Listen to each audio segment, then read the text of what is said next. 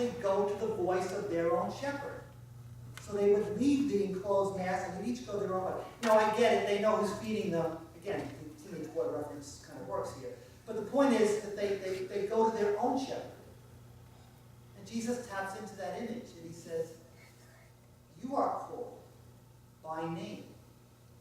You are loved by a God who calls you personally. And just as sheep know the sound and rhythm of their shepherd, we are to know the sound and rhythm of the voice of the God who loves us and calls us. But there's another image here too. It's the image of the gate. Usually the readings end at this point, the sermon will end at this point, but bear with me for just a bit. Jesus also referred to himself as the gate.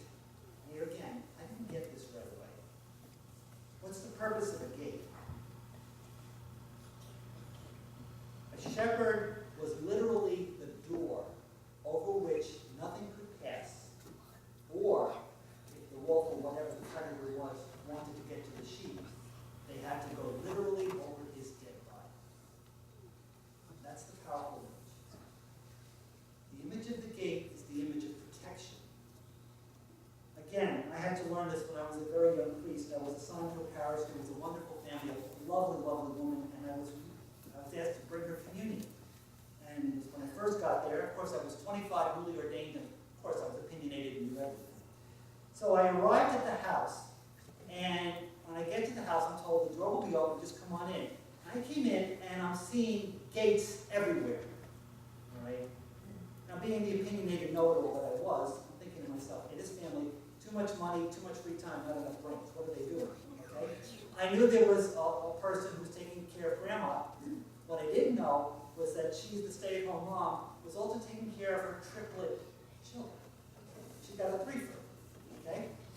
And you better have gates to restrict the areas where they can wander to, because if you think one wanders and you can't watch one, you know what it's like to keep an eye on three at the same time, as I had to learn?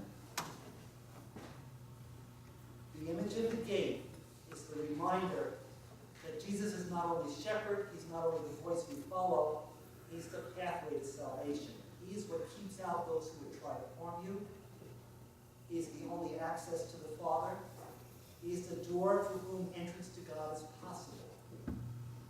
He is protector, he is lover, he is life giver. Those are the powerful images we're asked to consider. Whatever your other images of God are, that is the image of God that Jesus reveals. He himself is the access to that God. He leads us in the right direction. He desires us to be safe. He needs us to listen to his voice. And he calls each of us by name. Each of you are known personally.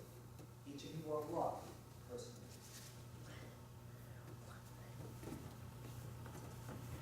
So this morning, all you're asked is to follow his voice. That's all I'm asking you to do. Listen.